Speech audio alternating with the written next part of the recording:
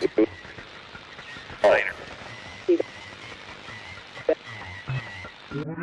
Get started. Get started. Get started.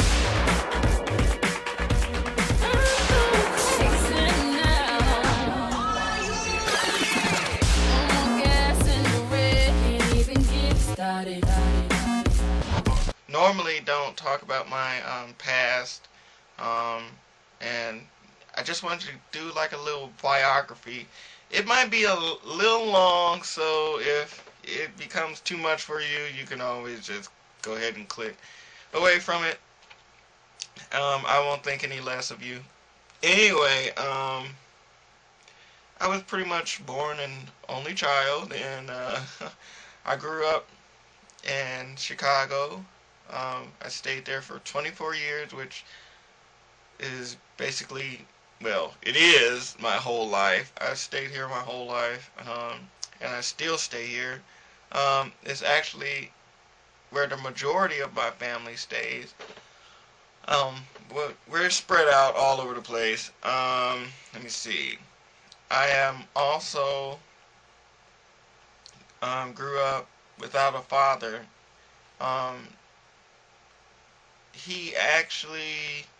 He was there, but see, the problem is he died. Well, no, he didn't die. He got murdered. He got murdered by a KKK member. Only when I was only like maybe 3 weeks, or yeah, I think it was 3 weeks old. And so it took a long time for me to understand what happened. I actually didn't find out what happened to my father until my 23rd birthday. So you can only imagine the hell I was going through trying to figure out what the hell happened to my dad. School life was crazy. In elementary school, I was always teased a lot. I was teased every single day. Everything that you could imagine, I was. I mean, I was talked about every single thing in the book. Every single curse word, every single tease, every single insult, I was that. And I never really understood why, because I was always a nice person. I never had any enemies in elementary school. I was always like the person that kind of kept to himself. I was always the loner, but I would talk to people if they would talk to me, you know. So I don't know. I had quite a bit of friends in elementary school. After getting from elementary school, which was by far the best time of my life, I then went on to middle school. Middle school, oh God. Middle school was the pinnacle of my life, I would say, because it opened up so much to me, and in a way I'm blessed, and in a way I'm not blessed. I'll explain that to you. When I was in middle school, I didn't have any friends. I had 0 friends. Until later on, I met one person, which is still my best friend to this day. His name is Gary. And we were extremely cool later. But it was very interesting to me because in middle school, that's when I finally figured out that something wasn't quite right. But I thought that every guy thought that. I thought that, like, whatever. It's just because I'm young. I don't know anything about hormones. I don't know anything about sex drive or whatever. So I'm just like, okay, whatever.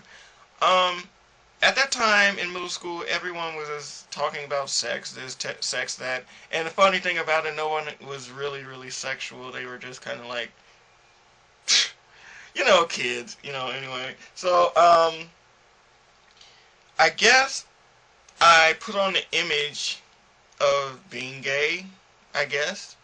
I don't think I really did anything to really put on that image, they would talk about the way I sit, the way I talk, my mannerisms and everything. And when I really look back at it, I don't think I really did anything that was really gay. But I was confused. I didn't really have, well, no, I won't say I really didn't. I'll say I didn't have an attraction to men at all. You know, it was never in my mind.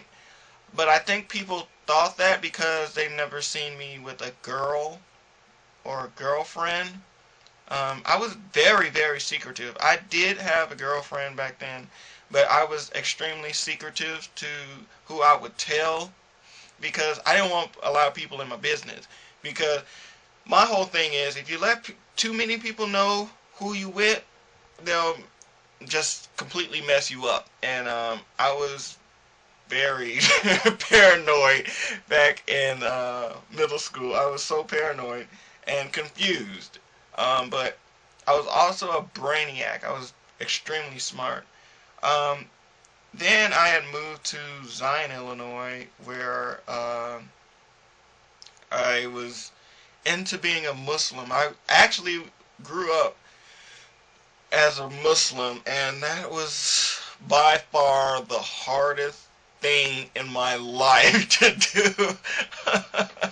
Learning Arabic from my grandma and grandpa was torture. Not being able to celebrate Christmas when everyone around me, all of my friends are celebrating Christmas. Not being able to eat pork or any pork products, anything with gelatin in it, I couldn't eat it. So like that excluded Skittles and Starburst and junk and all that fruity good stuff. And it pissed me off because I was just like, this is not fair. I want to eat it. I couldn't eat pepperoni pizza because it had pork in it. I was devastated. And in Muslim traditions, we weren't even allowed to celebrate birthdays. So that alone, I had no childhood because it was stolen. I didn't have a chance to do too much. I mean, I didn't, when Pokemon came out and, you know, they had the trading cards, I wasn't allowed to play with the trading card because it was seen upon as being a devilish witchcraft. I know it sounds silly, but hey, that's how my family was. So I didn't really get a chance to really live life as a child. I was forced to grow up extremely quick. I had adult responsibilities before I even turned 7. And so, it was really, really crazy. My mom, she was a support system. She was pretty much, you know what, I'm going to leave that alone. I'm going to leave that one alone. My mom, I love my mom, and I will never talk bad about my mom. So I'm going to leave that alone. Anyway, moving on. High school. When I was in high school, I have to say that was the most difficult time for me. That's when words really did start to hurt me. I was beginning to learn a little bit more about myself personally. And that was also the time when my friends did something that was completely unnecessary. I was at my friend's house and they had the nerve to do an intervention. And this intervention was like, it was crazy. It was just like, it was an intervention where they all had me in the living room and they were like, we want to ask you a question. And I'm like, okay, what's the question? And it was like, we want to know, are you gay? And so at the time I was like extremely pissed off because it's like, I was still confused. I was so confused and I was very offended. And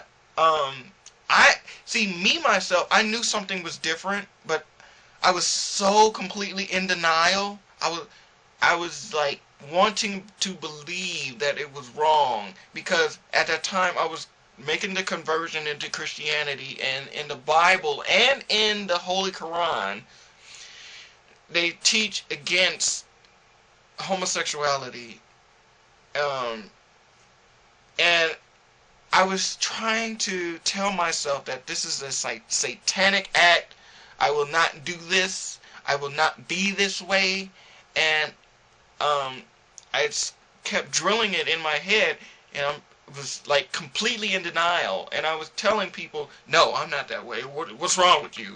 But at the same time, I was very, very, very defensive and very supportive of the LGBT community, and I think that drew red flags. There were just a little bit minor, I guess, what is the word I'm looking for? Attraction to men. It was a little attraction. It wasn't much. I was still trying to get it all together, and like I said, I was scared. I was confused. I didn't know what the heck I was doing. I didn't know where I was sexually. I didn't know where I was mentally. I thought I was going crazy. I had a million things going on in my head, and I actually got approached by one of the two gay people in my school, or in my high school at the time, and till this day, I still regret that. I still regret that I didn't act on my first mind. I didn't act on my impulses, because had I would have done that, I think I would have been a lot happier in my high school days. But I was so scared. I was kind of popular. I was sort of popular back then, and so I didn't want to mess up my reputation. But oh my God, that was a very, very handsome person, and to this day I still regret that I did not act on that impulse. What the hell was wrong with me? Actually, I do know what was wrong with me. I was scared, and I would see him sometimes around here, and I'm just like, damn, you know. But you know, I was so scared, and I didn't want to be on the receiving end of all of the torture and all the hate and all the bashing and all the, I mean, because in my high school, if they found out you were gay, or if they found out you belonged to the LGBT community, you're done. They were going to kick your ass. They were just going to fuck you up.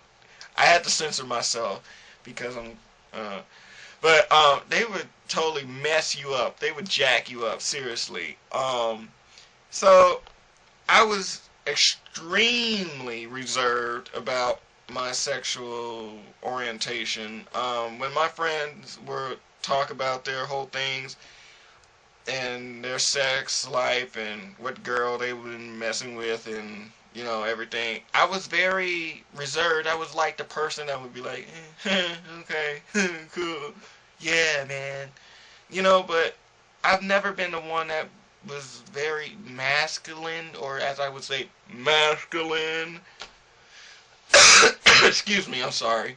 But I was never the person that was really interested in cars and sports and masculine things. I was never that kind of person. I was more into the artistic things, and I was very oblivious to those masculine things. And I think that also drew red flags.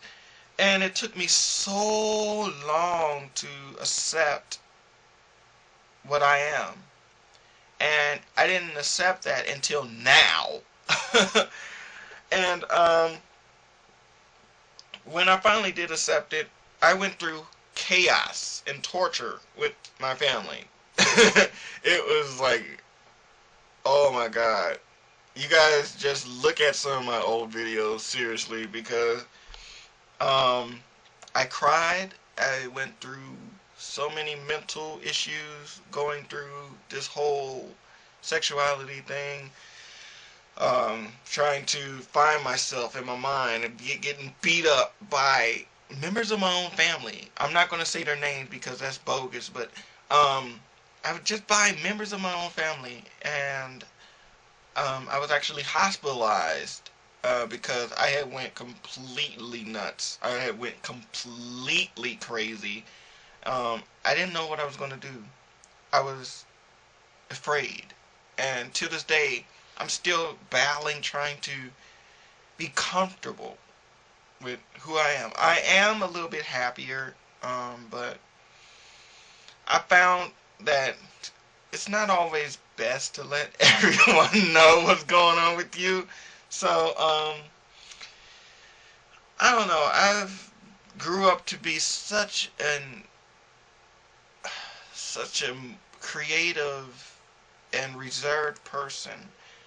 Um, a lot of times people don't know what's going on with me, and they always say that I'm such a mysterious person, but hey, it is what it is. But um, here I am now. I've gone through self-esteem issues, and I'm still battling self-esteem issues, and it's mighty funny that I say that because I am a model, I'm an actor, and I'm working on a lot of cool things. And one of my New Year's resolutions for 2011 is actually, you know, putting my ideas to fruition, and you know, improving on my business ventures. Basically, I am starting a I have a business, and it's doing pretty good, but it can be better, and it will be better for 2011. And one thing that I've always been putting off for 2011 is to get my fitness up, but I never achieved that. So pray for me, y'all. But this is already long enough, so I thank you so much for watching my video.